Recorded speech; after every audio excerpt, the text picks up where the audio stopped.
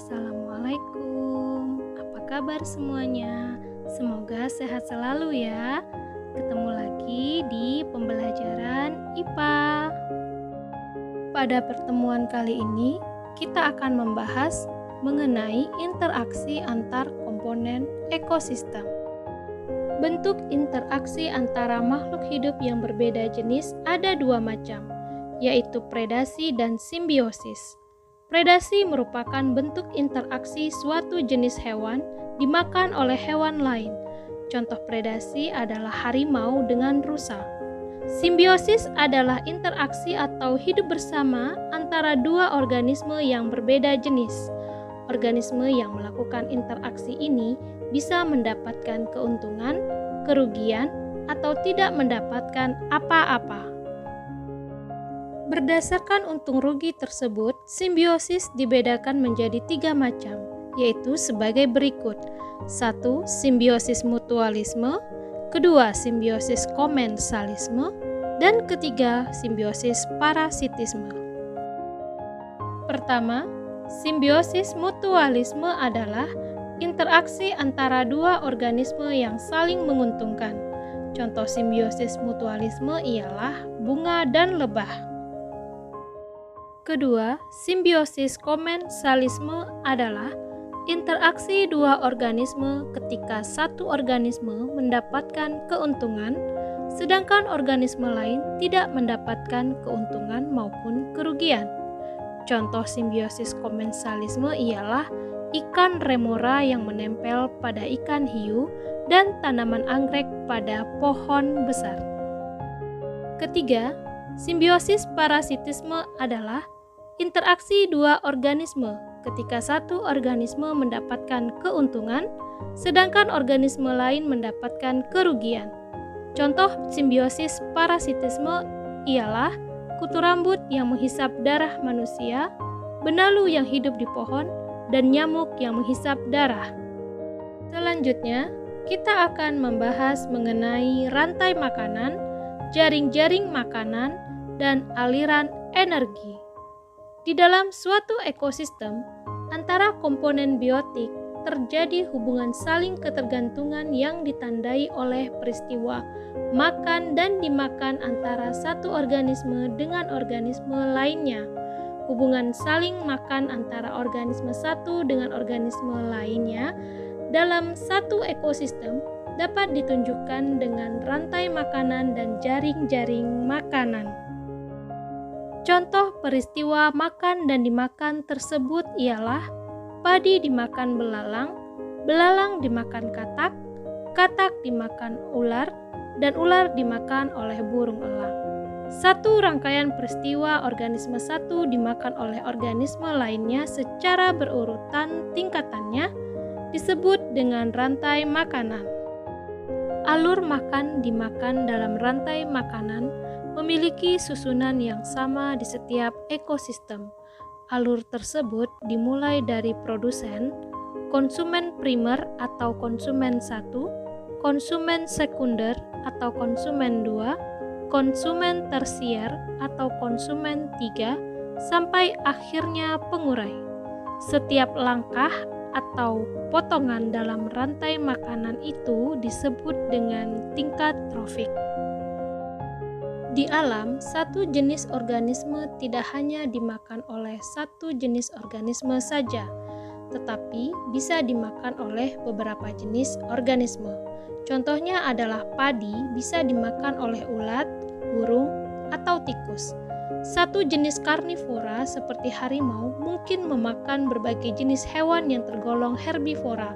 Oleh karena itu, satu organisme dapat dimakan dan memakan banyaknya organisme, maka terbentuk banyak rantai makanan yang saling berhubungan satu sama lainnya sehingga membentuk jaring-jaring makanan. Aliran energi yang mengalir mulai dari produsen sampai konsumen akhir jumlahnya tidak sama. Sebagian energi akan hilang dalam bentuk panas. Jumlah ini semakin lama akan berkurang. Jumlah energi jika disusun berurutan mulai dari produsen hingga konsumen akhir akan membentuk piramida makanan atau piramida energi. Pembahasan selanjutnya ialah mengenai keseimbangan alam. Bagaimana jika terjadi perubahan jumlah makhluk hidup dalam tingkat trofik tertentu dalam suatu ekosistem? Hal itu tentu akan mengakibatkan ketidakseimbangan pada rantai makanan. Terbukti sangat penting menjaga jumlah organisme di setiap tingkat trofik. Jika ada organisme yang punah, akan mengakibatkan ketidakseimbangan pada seluruh ekosistem, bahkan punahnya organisme atau ekosistem itu. Ketidakseimbangan ekosistem dapat terjadi karena ulah atau perbuatan manusia. Contoh perbuatan manusia yang kurang bertanggung jawab dan dapat menyebabkan ketidakseimbangan ekosistem ialah menangkap ikan dengan menggunakan racun dan bahan peledak. Cara-cara tersebut dapat mengakibatkan ikan-ikan kecil mati sehingga populasi ikan menurun drastis karena ikan tidak sempat berproduksi. Demikian pula, zat racun dapat menyebar kepada ikan lainnya melalui peristiwa rantai makanan dan jaring-jaring makanan, sehingga cara penangkapan ikan seperti ini akan mengakibatkan punahnya berbagai jenis ikan. Ketidakseimbangan ekosistem juga dapat terjadi akibat kegiatan pemberantasan hama pertanian yang menggunakan pestisida atau insektisida. Pestisida atau insektisida tidak hanya membunuh serangga hama saja, tetapi juga membunuh organisme lain yang bukan hama pertanian. Kegiatan penyemprotan pestisida atau insektisida pada tanaman pertanian dapat membunuh organisme lain yang bermanfaat seperti serangga penyerbuk bunga dan laba-laba yang memakan kupu-kupu hama.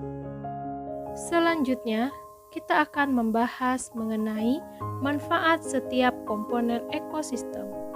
Komponen-komponen dalam ekosistem diciptakan oleh Tuhan Yang Maha Esa dalam bentuk jumlah perbandingan yang seimbang. Misalnya produsen yang menyediakan makanan dan oksigen untuk komponen-komponen biotik lainnya diciptakan lebih banyak jumlahnya dari komponen biotik lainnya. Selain menghasilkan makanan dan oksigen yang berguna bagi seluruh makhluk hidup di bumi, tumbuhan juga memiliki fungsi-fungsi sebagai berikut. 1. Mengendalikan banjir dan erosi atau tanah longsor. 2. Mengurangi kadar CO2 dan CO atau karbon monoksida sehingga mencegah proses pemanasan global. 3. Mencegah kebocoran lapisan ozon karena oksigen yang terdapat di lapisan atmosfer dapat membentuk ozon kembali.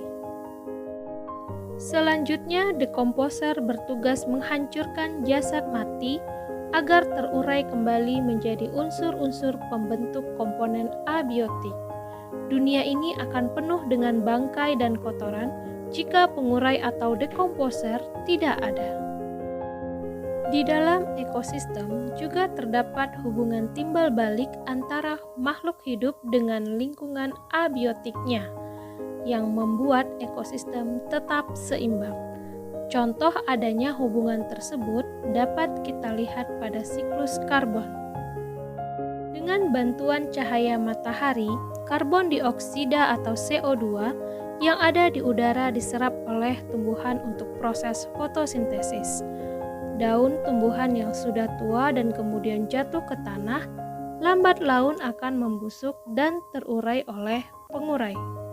Dalam waktu yang lama, materi yang terurai oleh pengurai akan mengendap menjadi bahan bakar fosil. Pembakaran bahan bakar fosil akan menghasilkan karbon.